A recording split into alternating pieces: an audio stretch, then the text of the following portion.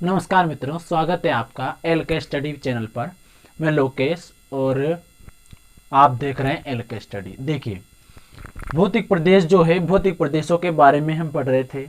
आपको पता है, भौतिक प्रदेशों के बारे में ही हम पढ़ रहे थे और भौतिक प्रदेशों के बारे में हम जान रहे थे। भौतिक प्रदेश अपने वैसे कंप्लीट हो चुके हैं। आपको पता है कि चारों पार्ट में आपको एक एक करके बता चुका हूँ, ठीक है। अब आपको क्या देखना है, इस भौतिक प्रदेश से संबंधित जो इम्पोर्टेंट चीजें हैं वो देखनी है। देखो, एक सारणी आप बनाओगे। सबसे पहले वहां पे लिखोगे क्या, सबसे पहले आप लिखोगे यहाँ पर मरुस्थल। मरुस्थल पढ़ा हमने, तो सबसे पहले मरुस्थल लिखोगे। मरुस्थल के बाद यहाँ पे लिखोगे अरावली। अरावली के बाद यहाँ पे लिखोगे क्या, यहाँ पे लिखोगे मैदान। और मैदान के बाद यहाँ पे लिखोगे पठार, ठीक है। इनके बारे में जो हमने पढ़ा है उसको थोड़ा शॉर्ट में लिखेंगे। क्या, जैसे अवशेष ये किसका है, मरुस्थल किसका अवशेष है, मरुस्थल अवशेष है किसका, गोंडवाना लैंड का, ये 33 सागर का। तो सबसे पहले आप लिखोगे यहाँ पे 33, फिर उसके बाद यहाँ पे लिखोगे गोंडवाना, फिर उसके बाद 33 और उसके बाद गोंडवाना, ठीक है। इससे आपको पता रहेगा कि कौन सा पार्ट किसका हिस्सा है, नहीं तो आप भूल जाओगे। ऐसे तो आप ऐसे ध्यान रखो कि 33 गोंडवाना, 33 गोंडवाना, ठीक है। फिर मैं बात करूं, ये कितना प्रतिशत है, 61.11%, ठीक है। ये कितना प्रतिशत है, मरुस्थल 61.11%। फिर मैं बात करूं अरावली की, तो अरावली कितना प्रतिशत है, बताया था मैंने आपको। ध्यान रखा करो, पढ़ा करो, ऐसे काम कतई नहीं चलेगा, ठीक है। तो जो अरावली है वो कितना प्रतिशत है, 9.3%, ठीक है। या फिर बोल सकते हो आप 9% भी आप इसे बोल सकते हो, ठीक है।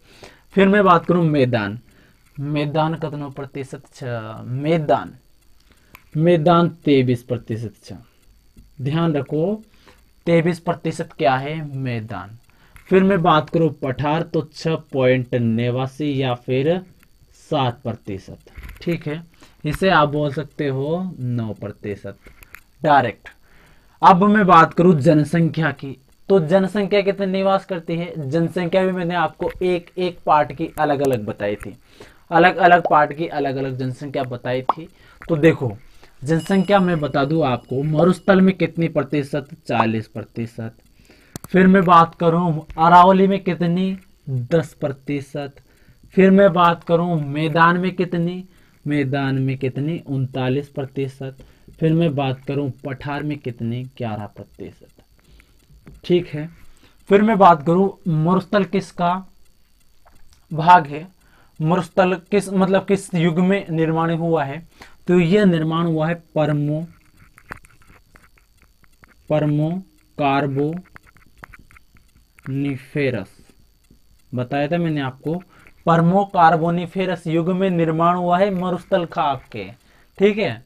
अरावली का निर्माण कब हुआ है, अरावली का निर्माण हुआ है प्री कैम्ब्रियन युग में, प्री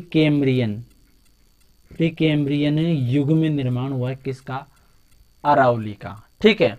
फिर मैं बात करूं मैदान, मैदान का प्लासीटोसीन काल में निर्माण हुआ है आपके दक्षिण पूर्वी मैदान का। मैदान लिखा है मैंने आपको शॉर्ट से, ठीक है, समझ लेना, शॉर्ट में लिखा है मैदान। फिर मैं बात करूं ये इसका आर्कियन युग में, पठार का निर्माण हुआ है आर्कियन युग में। ध्यान रखें, ये आपके बड़ी ही इंपॉर्टेंट सारणी हो जाती है खतरनाक तरीके से। कैसे, इससे जो क्वेश्चन बनने वाले हैं वो जरूर ध्यान में रखें, क्या क्वेश्चन बनेंगे इससे। देखो, आपसे पूछ लिया जाए यहां पर सर्वाधिक जनसंख्या वाला भौतिक प्रदेश, तो सर्वाधिक जनसंख्या वाला भौतिक प्रदेश कौन सा हो जाएगा, मरुस्थल, सर्वाधिक जनसंख्या। फिर मैं बात करूं न्यूनतम जनसंख्या वाला भौतिक प्रदेश, न्यूनतम जनसंख्या वाले भौतिक प्रदेश में आपके यहां पर हो जाएगा कौन सा, अरावली, न्यूनतम। फिर मैं बात करूं, ऐसे क्वेश्चन बनेंगे यहां से, देखिए कितने सिंपल सिंपल क्वेश्चन बनेंगे। अगर आपको पता है तो सिंपल लगेंगे, अगर आपको पता नहीं तो आपको ये बहुत ही टफ लगने वाले हैं। हाड़ोती में भी मेरी बातें निकल जाती है, ठीक है। तो थोड़ा क्या है, कंट्रोल करने का कोशिश करता हूं मैं। न्यूनतम जो है, न्यूनतम जनसंख्या कहां पे, अरावली पे निवास करती है। फिर मैं बात करूं मैदान, यहां पे क्वेश्चन क्या बनेगा, यहां पर आपके सिंपल और सादा क्वेश्चन ये बनेगा कि सर्वाधिक घनत्व वाला, सर्वाधिक घनत्व वाला भौतिक प्रदेश कौन सा है।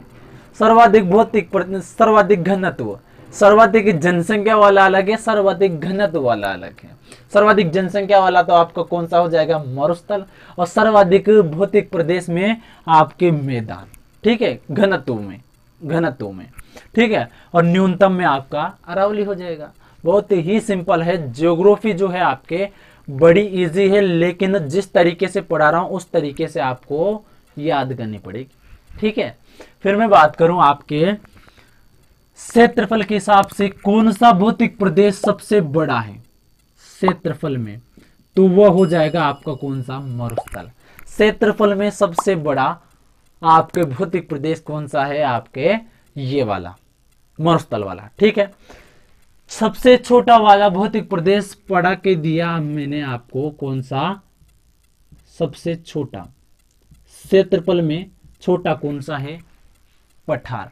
दक्षिण पूर्व का पठार जो है ये सबसे छोटा भौतिक प्रदेश है आपके पूरे भौतिक प्रदेशों में। ध्यान रखें इस बात के बारे में। तो सबसे ज्यादा जनसंख्या, सबसे कम जनसंख्या, सबसे ज्यादा घनत्व, सबसे बड़ा भौतिक प्रदेश, सबसे छोटा भौतिक प्रदेश। ऐसे सिंपल सिंपल से आपके क्वेश्चन बनेंगे। इन क्वेश्चनों को तरीके से हैंडल करना है। आपको सब कुछ समझा दिया गया है, एक बार गाइड से पढ़ोगे बहुत ही तरीके से समझ में आ जाएगा, ठीक है। अब मैं बात कर लेता हूँ किसके बारे में, अब मैं बात कर लेता हूँ कि हमने क्या क्या पढ़ा। जो हमने भौतिक प्रदेश पढ़े उसमें क्या क्या पढ़ा, तो आपको एक तरह से पिक्चर चलनी चाहिए दिमाग में, ऐसे एक तरह से जैसे पिक्चर चलती है, एक तरह से कहानी, तो उस तरह से जैसे मैं आपको बताऊं उस तरह से पिक्चर चलनी चाहिए। कैसे कि सबसे पहले हमने क्या पढ़ा, मरुस्थल पढ़ा गुरुजी। मरुस्थल के हमने दो हिस्से किए, मरुस्थल के दो हिस्से किए। सबसे पहले तो शुष्क और फिर उसके बाद में अर्ध शुष्क। शुष्क और अर्ध शुष्क किसके हिसाब से किए थे, अरे किसके हिसाब से किए थे पता तो है ना, ये हमने किए थे 50 सेंटीमीटर वर्षा रेखा के आधार पे। तो पूरे राजस्थान के दो पार्ट करके अर्ध शुष्क निकाला था हमने। फिर क्या किया था हमने, शुष्क वाला कैसे निकाला था, इस अर्ध शुष्क वाले मतलब इस पार्ट के दो हिस्से कर दिए मरुस्थल वाले के, तो शुष्क और अर्ध शुष्क दो हिस्से निकल के आ गए थे अपने पास। तो ध्यान रखें कि शुष्क और अर्ध शुष्क ये हमने दो हिस्से किए थे, किसके, मरुस्थल के। फिर मैं बात करूं, शुष्क के भी दो हिस्से किए थे, कौन कौन से गुरुजी, देखो तो फिर आपके शुष्क में जो है, शुष्क में सबसे पहले तो बालू का स्तूप मुक्त क्षेत्र और बालू का स्तूप युक्त क्षेत्र। बालू का स्तूप मुक्त क्षेत्र, बालू का स्तूप युक्त क्षेत्र, इसके बारे में भी हमने बातें की थी। मुक्त में हमने पढ़ा था लाठी सीरीज वगैरह पढ़े थे। युक्त में हमने पढ़े थे कौन से, टीले, टिब्बे, धोरे, धरियन, धरती, चौरारी, ये सारे हमने क्या कर लिए थे, रीड कर लिए थे, हमने पढ़ लिए थे। फिर मैं बात करूं आपके अर्ध शुष्क, इसके भी चार पार्ट, इसके हमने क्या किए थे, चार हिस्से किए थे। कितने हिस्से किए थे अर्ध शुष्क के, चार हिस्से किए थे। सबसे पहले घग्गर, उसके बाद आपका शेखावाटिका अंत प्रवाही क्षेत्र, उसके बाद आपका नागौर उच्च भूमि, उसके बाद आपका लूणी बेसिन, ठीक है, चार हिस्से किए थे। सबसे पहले तो आपका घग्गर का मैदान, फिर उसके बाद आपका शेखावाटिका अंत प्रवाही क्षेत्र, उसके बाद आपका नागौर उच्च भूमि, नागौर उच्च भूमि के बाद में आपका लूनी बेसिन। क्या है? लूनी बेसिन।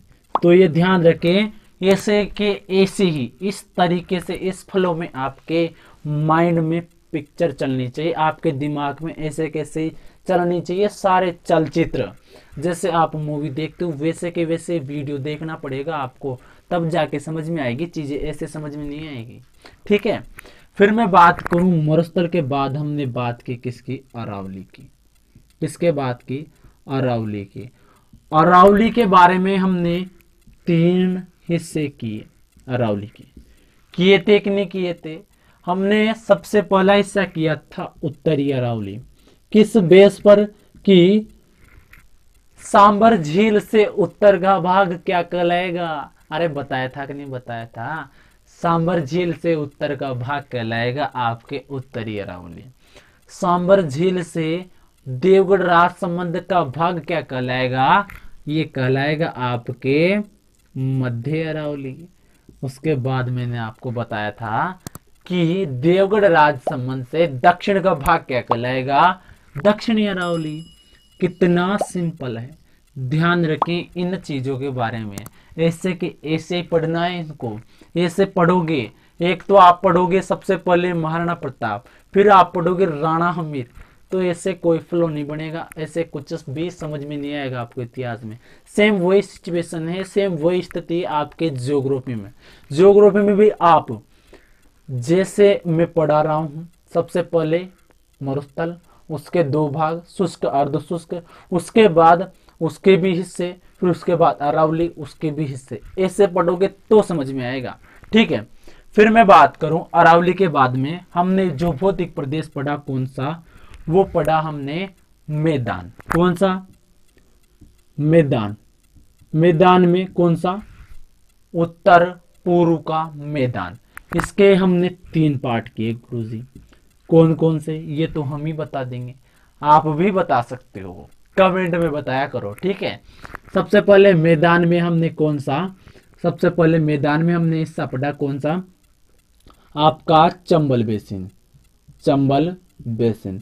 चंबल बेसिन के बाद आपको बनास बेसिन। बनास के बाद में हमने पढ़ा कौन सा? बनास के बाद में हमने पढ़ा आपका माही बेसिन। ठीक है। इनके हमने जिले याद कर लिए थे। चंबल में कौन कौन से जिले आएंगे, बनास में कौन कौन से जिले आएंगे, माही में कौन कौन से जिले आएंगे, इन सभी के बारे में हम डिटेल से चर्चा कर चुके थे। फिर कभी नदियां पढ़ेंगे तो और ज्यादा डिटेल से चर्चा कर लेंगे। ठीक है। तो यहां पर इतनी ही बात थी इनकी। फिर मैं बात करूं कौन सा भाग? चौथा भाग में आपको बताऊं तो आपका पठार। पठार के हमने 2 हिस्से किए। सबसे पहला तो विंध्यन कगार भूमि, विंध्यन कगार भूमि और मालवा पठार की उच्च भूमि। आई का बात समझ में? कान का भेजा में बैठी का, अगर बैठ गई तो कमेंट करो कि आमा का भेजा में बैठी की, तो फिर अपन कहेगा आगन नयो टॉपिक लेऊंगा अभ्यारण्य। क्या लेंगे नयो टॉपिक? अभ्यारण्य। अभ्यारण्य बड़ो इजी टॉपिक छो और आजकल ट्यूशन आवा लाग गया कि अभ्यारण्य में। ठीक है। और फॉरेस्ट का लेकर तो बड़ो इंपॉर्टेंट टॉपिक है। अब देखो यो ध्यान देनी पड़ोगो, भौतिक प्रदेश मैंने कंप्लीट करवा दिया हमारी तरफ से, अब था कि एडिस कंप्लीट करना, बस इतनी सी बात थी। और सपोर्ट करो तो था कि न करो तो था कि सपोर्ट करेगा तो मारता मोटिवेशन में लोगों वीडियो डाले जाऊंगा प्रॉपर। ज्योग्राफी के बारे में अगर कोई भी समस्या आ जाओ तो मासूक कीजिए। ज्योग्राफी जो है अपन इसी फ्लो में बढ़िया तरीके से धीरे धीरे कंप्लीट करेंगे। ठीक है। धन्यवाद।